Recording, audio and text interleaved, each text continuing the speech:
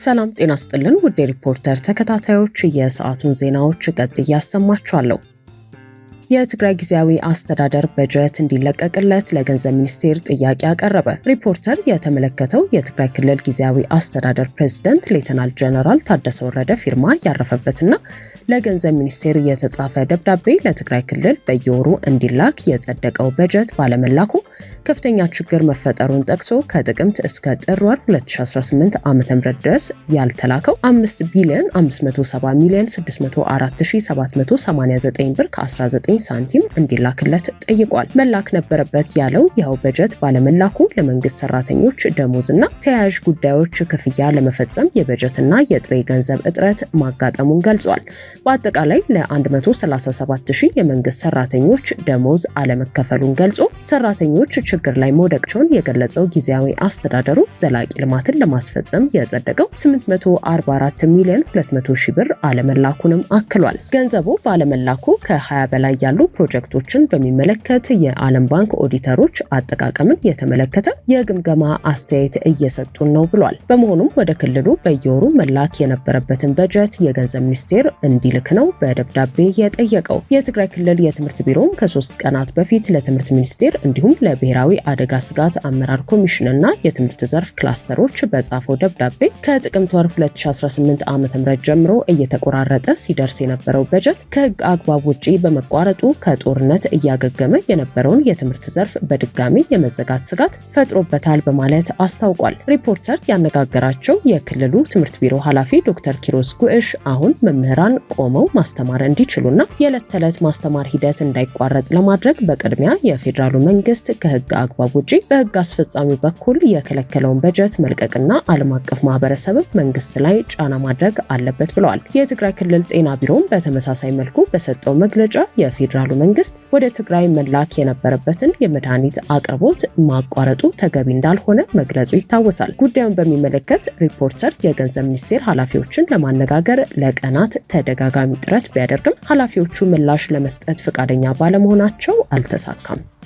ስምረት ፓርቲ የፌዴሬሽን ምክር ቤት ውሳኔ እንዳልሆነ አረጋግጫለሁ ያለውና በአፈ ጉባኤው ተፈርሞ ለምርጫ ቦርድ የደረሰው ደብዳቤን ሪፖርተር ተመልክቷል። የኢትዮጵያ ፌዴራላዊ ዲሞክራሲያዊ ሪፐብሊክ የፌዴሬሽን ምክር ቤት ጥር 25 ቀን 2018 ዓ.ም ወጪ የተደረገውና ለኢትዮጵያ ብሔራዊ ምርጫ ቦርድ የተላከው ደብዳቤ በኋላም ቦርዱ ይፋ ማድረጉን ተከትሎ እስከ ፍርድ ቤት የተወሰደው ውሳኔ በግልባጭ ለኢፌዴሪ ጠቅላይ ሚኒስትር ጽህፈት ቤት እንዲሁም የህዝብ ተወካዮች ምክር ቤት አፈ ጉባኤ እንዲደርስ መደረጉን ሪፖርተር ለማወቅ ችሏል።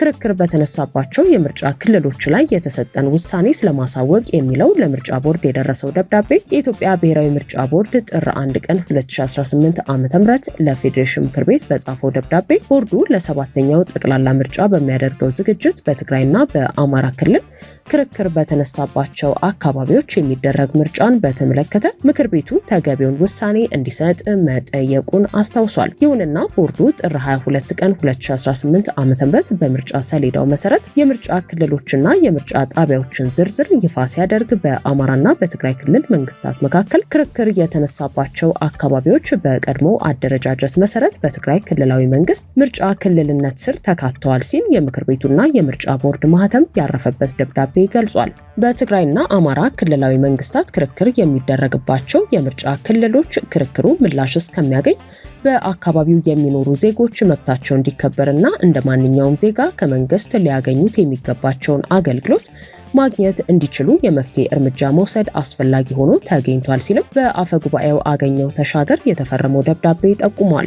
በሁለቱ የክልል መንግስታት መካከል አከራካሪ ሆነው የቆዩት 5 የምርጫ ክልሎች ማለትም ሁመራ፣ አድረመጽ፣ ኮረም፣ ኦፍላ፣ ጸለምትና ራያ አላማጣ የምርጫ ክልሎች ውስጥ የሚኖሩ ዜጎች በፌዴራል መንግስት እንዲወከሉ ለማስቻል የይገባኛል ጥያቄው እስከሚፈታ ድረስ ከትግራይ ክልላዊ መንግስት ውጭ ሆነው ለብቻቸው በቀጥታ ለህዝብ ተወካዮች ምክር ቤት ምርጫ እንዲደረግ የፌዴሬሽን ምክር ቤት ወስኗል ሲል ደብዳቤው አስታውቋል። ይህን ውሳኔ የምርጫ ቦርድ ይፋ ማድረጉን ተከትሎ ክስ መስርቶ የነበረው ዲሞክራሲያዊ ስምረት ትግራይ ፓርቲ በህገ መንግስቱ መሰረት የፌዴሬሽን ምክር ቤት ምልአተ ጉባኤ ተሟልቶ የተደረገ ሳይሆን የግለሰብ ውሳኔ በመሆኑ ክሱን በትላንትናው ዕለት ማቋረጡ የሚታወስ ሲሆን ጉዳዩ በፖለቲካዊ ንግግር የሚፈታ መሆኑን በጠበቃው በኩል ገልጿል። የፌዴሬሽን ምክር ቤት ማህተም ያረፈበትና አፈ ጉባኤው የፈረሙበት ደብዳቤ ከዚህ ቀደም ብሔራዊ ምርጫ ቦርድ እንደገለጸው ወደፊት የይገባኛል ውዝግቡ በህገ መንግስታዊ ውሳኔ ሲፈታ የክልል ምክር ቤት አባላት ምርጫ ለማካሄድ የሚመች ጊዜ ተመርጦ የሚካሄድ መሆኑን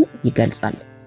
ህወሓት ይዞን እንዳይጠፋ ትኩረት ማድረግ አለብን ሲሉ አቶ ጌታቸው ረዳ አሳሰቡ። የቀድሞ የትግራይ ክልል ጊዜያዊ አስተዳደር ፕሬዝዳንትና የአሁኑ የጠቅላይ ሚኒስትሩ የምስራቅ አፍሪካ ጉዳዮች አማካሪ አቶ ጌታቸው ረዳ በማህበራዊ ትስስር ገጻቸው ባሰፈሩት ጽሑፍ ከትግራይ ክልል ከወጡ 1 ዓመት እንደሞላቸው ጠቅሰው የእውቀት ምንጭና የትግሌ ስንቅ ብለው ከገለጹት የትግራይ ህዝብ ጎን መሰለፋቸውንና የማይናወጥ አቋም እንዳላቸው ገልጸዋል። ምንጊዜም ቢሆን ለትግራይ ህዝብ ጥቅም ትግል ላይ መሆናቸውን በመጥቀስም እኛን በማስወገድ ሊያሳኩት የፈለጉት ህዝባዊ ዓላማ ካለ አልተሳካላቸውም፣ ከፈለጉት አካል ጋር ትስስር ቢፈጥሩም ፀሐይ እየጠለቀችባቸው መሆኑን እነሱም ያውቁታል በማለት ወርፈዋል። ሁሉም ኢትዮጵያዊ ከህወሓት በተቃራኒ የተሰለፈ በመሆኑ በሚያደርጉት ጥረት ሁሉ እኛን ይዘው እንዳይጠፉ ብቻ ትኩረት እናድርግ በማለት መልእክት አስተላልፈዋል። በጦርነቱ ወቅት የነበራቸው ሚናና እንዲሁም ቆራጥ አቋም ያወሱት አቶ ጌታቸው ከዛ በፊት ምንም ልምድ ባልነበረኝ የውጊያ ዓለም ውስጥ የትግራይ ህዝብ አይጠፋም ብለው መከራን ከተቀበሉ የትግራይ ልጆች ጋር ተሰልፌ መራራውን ጽዋ ጠጥቻለሁ ብለዋል። ለህዝቡ ይጠቅማል ብለው በሚያምኑባቸው ጉዳዮች ላይ ሲከራከሩ መቆየታቸውን በመግለጽም ከሞት ይልቅ የህዝብን ጥቅም አሳልፎ መስጠትን እንደ ውርደት እንደሚመለከቱት አስረድተዋል። የትግራይን ህልውና ለማስቀጠል ራሴን ዝቅ አድርጌ የከፈልኩትን መስዋዕትነት ህዝቡ ያውቀዋል፣ ፉከራ አያስፈልገኝም ያሉት የጠቅላይ ሚኒስትሩ አማካሪ አቶ ጌታቸው ረዳ በጊዜያዊ አስተዳደሩ ኃላፊነት ላይ በነበሩበት ወቅትም ክልሉን ወደ አዘቅት የከተተውን የመንግስትና የፓርቲ ሰንሰለት ለመበጠስ ከፍተኛ ትግል ማድረጋቸውንም ጠቁመዋል። ትግራይን የሚጎዳ አንዲት ቅንጣት ስራ ስላልሰራው አይቆጨኝም ያሉም ሲሆን የሚበቀሉት አካል እንደሌለ በመጥቀስ በድል ያገናኘን በማለት ጽሑፋቸውን አስፍረዋል።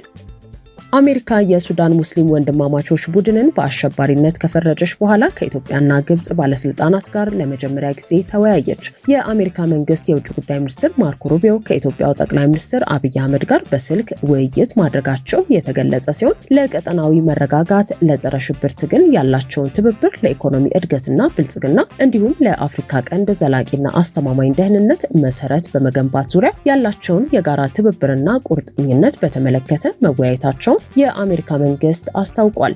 ይህ ዘገባ እስከተጠናቀረበት ጊዜ ድረስ ጠቅላይ ሚኒስትር አብይ አህመድ በስልክ ስላደረጉት ውይይት ከጠቅላይ ሚኒስትር ጽህፈት ቤትና ውጭ ጉዳይ ሚኒስቴር በኩል የወጣ መረጃ የለም። የአሜሪካ መንግስት በሱዳን የሚንቀሳቀሰውን የሙስሊም ወንድማማች እንቅስቃሴ በሽብር መፈረጅ ተከትሎ በሱዳን ጦርነት ላይ የሚዛን ለውጥ ሊታይ እንደሚችል በሚጠበቅበት በዚህ ወቅት የአሜሪካ ባለስልጣናት ከሱዳን ጎረቤት ሀገራት ጋርም ውይይት እያደረጉ ነው። የግብፁ የውጭ ጉዳይ ሚኒስትር ባደር አብደላቲ የዩናይትድ ስቴትስ የአረብና የአፍሪካ ጉዳዮች ከፍተኛ አማካሪ ማሳድ ቡሎስ ጋር ባደረጉት የስልክ ውይይት የናይል ወንዝን በተመለከተ ማንኛውንም የነጠላ እርምጃ ውድቅ እንደሚያደርጉና በሱዳን እንዲሁም በሶማሊያ የግዛት አንድነት መከበር ላይ ተነጋግረዋል ተብሏል።